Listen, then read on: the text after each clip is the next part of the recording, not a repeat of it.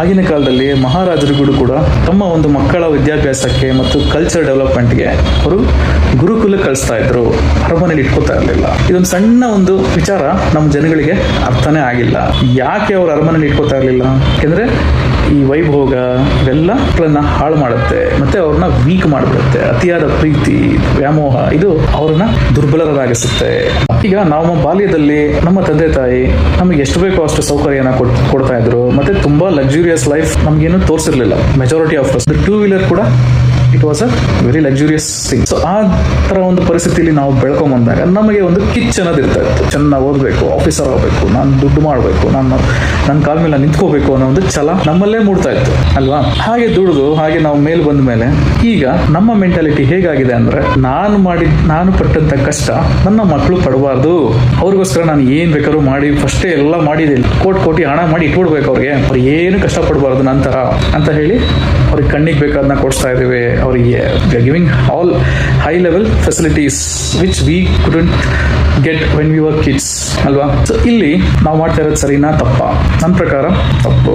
ನಾವು ಏನೋ ನಮ್ಮ ಖುಷಿಗೆ ನಮ್ಮ ಮಕ್ಕಳು ಚೆನ್ನಾಗಿರ್ಲಿ ಅನ್ನೋ ಒಂದು ಟೆಂಪ್ರರಿ ಆಸೆಗೆ ನಮ್ಮ ಮಕ್ಕಳ ಒಂದು ಕಿಚ್ಚನ್ನ ಆರಿಸ್ತಾ ಇದ್ದೀವಿ. We are not encouraging them. On the other hand we are making them weaker. ಇದನ್ನ ನೀವು ನಿಧಾನ ಕೂತ್ಕೊಂಡು ಯೋಚನೆ ಮಾಡಿ.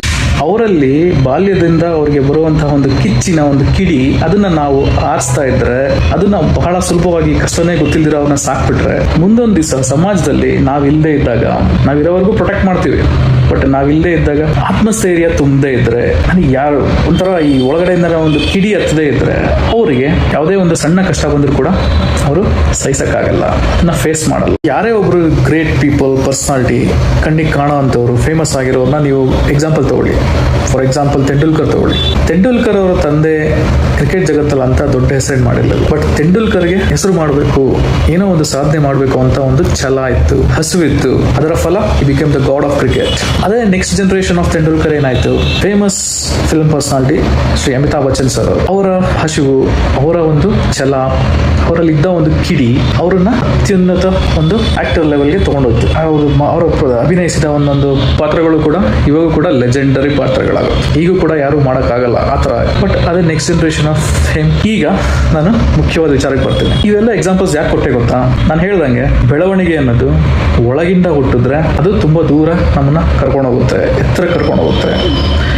ಆಚೆಗಡೆಯಿಂದ ಇನ್ಫ್ಲೂಯೆನ್ಸ್ ಆದರೆ ಟೆಂಪ್ರರಿ, ಅದು ಅಷ್ಟು ಶಕ್ತಿ ಅದಕ್ಕೆ ಇರಲ್ಲ.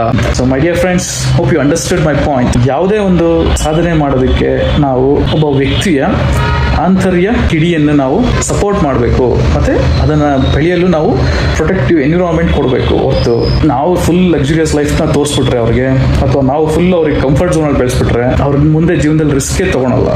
ಮತ್ತೆ ರಿಸ್ಕ್ ತಗೊಂಡಿದ್ರೆ ಯಾವ ಸಾಧನೆ ಕೂಡ ಆಗಲ್ಲ. ದೇ ಜಸ್ಟ್ ಲೀವ್ ಲೈಕ್ ಎಲೆ ಮರದಲ್ಲಿ ಎಲೆ ಗೊತ್ತಾ, ಹಾಗೆ ಕಾಣಿಸ್ದಂಗೆ ಒಣಗಿ ಉದುರಿ ಹೋಗ್ತಾ ಇರ್ತಾರೆ ಅಷ್ಟೇ. ಧನ್ಯವಾದಗಳು.